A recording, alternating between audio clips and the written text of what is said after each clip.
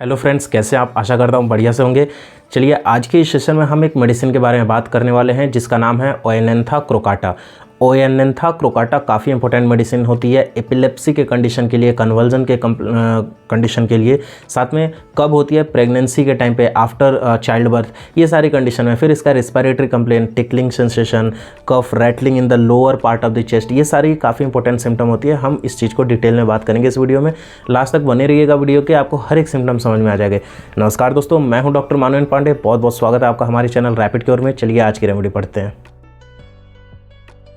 दोस्तों, आज की जो मेडिसिन है ओएनेंथा क्रोकाटा, उसका सबसे ज़्यादा important symptom epilepsy and conversion during menstruation and pregnancy, ये काफ़ी इंपॉर्टेंट सिम्टम है। एपिलेप्सी एंड कन्वर्जन मतलब क्या होता है कि पेशेंट को, आप सुनेंगे मिर्गी का दौरा पड़ना, तो मिर्गी का दौरा पड़ जाता है पेशेंट को। कन्वर्जन में काफ़ी ज़्यादा सडन मूवमेंट होता है, sudden twitching of the muscles की वजह से एकदम वायलेंट रिएक्शन होता है बॉडी की। एपिलेप्सी कंडीशन में क्या होता है? सडन होता है, वायलेंसी के साथ देखा जाता है, इरेगुलर मूवमेंट होता है मसल्स का इनवॉलेंट्री, जिसमें खुद का हमारा कंट्रोल चला गया रहता है, खुद से होता है। क्यों होता है? क्योंकि जो हमारी ब्रेन से ये कनेक्टेड होती है, ब्रेन हमारा सिग्नल जो रहता है देता है, वो प्रॉपर नहीं देने की वजह से, और जो इलेक्ट्रिकल सिग्नल होता है उसके डिसफंक्शन होने की वजह से ये एपिलेप्सी का और कन्वर्जन का कंडीशन देखा जाता है पेशेंट के अंदर। ये जनरली जब मेंस्ट्रुएशन के टाइम पे, जब भी पेशेंट की फीमेल की मेंसेस आ रही हो, वो टाइम पे अगर उसको इस ऐसे मिर्गी का दौरा टाइप का सिम्टम मिलता है, या फिर प्रेगनेंसी के टाइम पे, तो उस कंडीशन में हम ओएनेंथा क्रोकाटा मेडिसिन प्रिस्क्राइब करते हैं।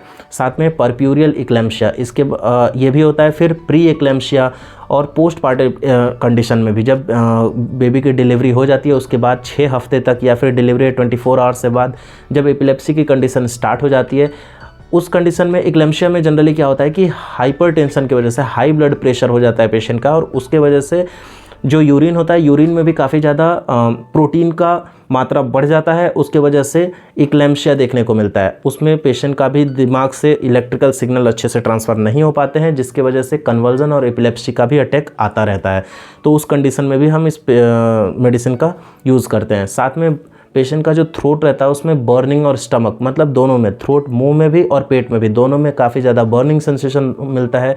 Constant nausea and vomiting during pregnancy, after pregnancy, during menstruation, तीनों टाइम में कांस्टेंट नोजिया एंड वॉमिटिंग, मतलब उसको पेशेंट को लगता है कि अभी उल्टी होगी, अभी तुरंत निकल जाएगा ऐसा, और बाद में हो भी जाता है उल्टी। तो ऐसे कंडीशन में हम प्रिस्क्राइब करते हैं। अब जो पेशेंट होगी उसका फेस जो रहेगा उस पर रेड स्पॉट रहेगा काफ़ी ज़्यादा। फिर जो मसल्स होंगे, कई बार उसको लगेगा कि मसल्स इनवॉलेंट्री ट्विचिंग हो रही है, उनके मसल्स का ऑटोमेटिक वो कॉन्ट्रैक्ट हो रहे हैं, ऐसा उसको फील होगा। फिर पेशेंट का जो माउथ रहेगा, अगर माउथ चेक करेंगे तो हमेशा माउथ में सलाइवा रहेगा, फ्रोदी रहेगा, फोमिंग रहेगा हमेशा मुंह में, हर टाइम सलाइवा लिए रहती है पेशेंट। फिर डिजीनेस, यानी डल भी रहेगी, डिजी भी रहेगी। जैसे जैलसीमिया में तीनों हम सिम्टम देखते हैं, डलनेस, डिजीनेस, ड्राउजीनेस। तो अगर एपिलेप्सिक और कन्वर्जन का कंडीशन आता है, उसके बाद पेशेंट अगर बेटर फील करता है, उसके बाद से ये डलनेस, डिजीनेस और ड्राउजीनेस, ये तीनों पेशेंट के अंदर दिखेगा। फिर पेन रहेगा पूरे बॉडी में, चारों बगल पेन सर्कुलेट रहेगा, हर जगह लगेगा कि प्रिकिंग टाइप ऑफ पेन हो रहा है, सुई चुभ हो जा रही है, ऐसा रहेगा। फिर जो मुंह रहता है, लॉक जॉ का सिम्टम भी देखा जाता है, ये मुंह बंद हो गया रहता है, खुलने में काफ़ी डिफिकल्टी होती है। उसके बाद पेशेंट को मेंटल सिम्टम में काफ़ी ज़्यादा इंपॉर्टेंट सिम्टम होता है कि हर एक छोटी से छोटी बात बोलेंगे उस पर रो देगी। मोस्टली ये फीमेल की रेमेडी होती है ओएनेंथा क्रोकाटा, तो प्रीडोमिनेंटली फीमेल पे ही एक्ट करती है अच्छे से। तो फीमेल का जो टेंडेंसी रहेगा, छोटी से छोटी बात आप करेंगे उसमें भी वो रो देगी, यानी पल्सेटिला की तरह काफ़ी ज़्यादा वो भी उसका क्राइंग नेचर देखने को मिलता है इस पेशेंट के अंदर भी।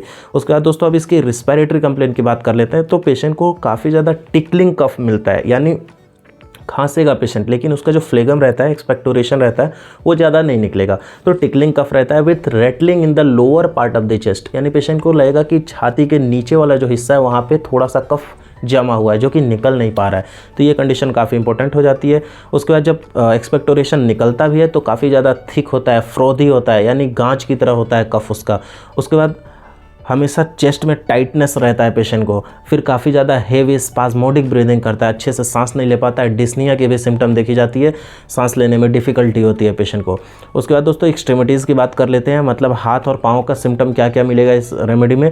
तो पेन रहेगा, पेन हर तरफ रहेगा, हर एक जॉइंट में पेन पाया जाएगा। सबसे ज़्यादा इंपॉर्टेंट जो पेन रहता है वो साइटिक नर्व में पेन रहता है, यानी जो अपना हिप जॉइंट है, हिप जॉइंट में दोनों हिप जॉइंट के पीछे से, यानी अपना जो कमर रहता है पीछे से पेशेंट का पेन स्टार्ट होगा और नीचे तक एकदम एंकल जॉइंट, यानी उसका जो तलवा होता है, पाँव होता है, वहाँ तक पीछे तक पेन जाएगा, वो साइटिक नर्व का पेन होता है। तो साइटिका के कंडीशन में भी इस मेडिसिन को प्रिस्क्राइब करते हैं और वो पेन पीछे से जाके फिर रेडिएट होकर आगे जाता है, यानी पीछे से स्टार्ट होगा और आगे की तरफ जाएगा। तो ऐसे कंडीशन में हम इस मेडिसिन को प्रिस्क्राइब करते हैं। उसके बाद दोस्तों हाथ और पाँव नम हो जाते हैं, यानी लोग कहते हैं मूंगिया चढ़ जाना, यानी लगता है चींटी चढ़ रही है पेशेंट के हाथ पाँव में। तो ऐसे नमनेस, ऐसे टिकलिंग सेंसेशन पेशेंट को काफ़ी ज़्यादा दिखता है। यानी टिकलिंग के साथ साथ नमनेस कहने का मतलब ये है कि पाँव उठा नहीं पाता, एकदम सुन्न पड़ जाना। कई बार पेशेंट एक जगह पे अगर हाथ पांव रखे रहते हैं तो सुन्न पड़ जाता है, उठा नहीं पाते हैं। तो ऐसा बार बार सिम्टम आता है सुन्न पड़ने का, उसी को नमनेस सिम्टम बोलते हैं। और उस कंडीशन में जब पेशेंट का हाथ और पांव आप टच करेंगे तो बहुत ही ज़्यादा आइसी कोल्ड, फॉस्फोरस का कैसे होता है, वेरेट्रम एल्बम का जैसे होता है, वैसे आइसी कोल्ड हाथ भी और पाँव भी दोनों टच करेंगे तो उसका लगेगा। तो ये हो गई इसकी एक्सट्रीमिटीज़ की कंडीशन। आई होप दोस्तों आपको ये रेमेडी अच्छे से समझ में आ गई होगी। इसको प्रिस्क्रिप्शन कैसे देंगे, मतलब पोटेंसी किस में देंगे, तो मोस्टली इसको 30 से 200 की पोटेंसी यूज़ किया जाता है। 10-10 बूंद सुबह दोपहर शाम हम दे सकते हैं, according to condition, according to disease, according to severity. वो फिजिशियन के ऊपर वेरी करता है किस कंडीशन में कौन कैसे प्रिस्क्राइब करते हैं, लेकिन मोस्टली 2 टाइम या 3 टाइम में प्रिस्क्रिप्शन देते हैं इसको, TDS या फिर BD। आई होप दोस्तों ये रेमेडी आपको अच्छे से समझ में आ गई होगी। कोई भी डाउट होगा तो कमेंट सेक्शन में लिखिए, मैं उसको आंसर करूंगा। साथ में इस चैनल पर नए हैं तो सब्सक्राइब कर लीजिए, बेल आइकन भी दबा दीजिए, आने वाले नोटिफिकेशन आप तक जरूर पहुंचेंगे। इस वीडियो को देख रहे हैं तो लाइक जरूर करिएगा, अपने दोस्तों के साथ शेयर करना बिल्कुल मत भूलिएगा। मिलते हैं एक नई वीडियो में नई रेमेडी के साथ, तब तक के लिए खुश रहिए, हेल्दी रहिए। धन्यवाद।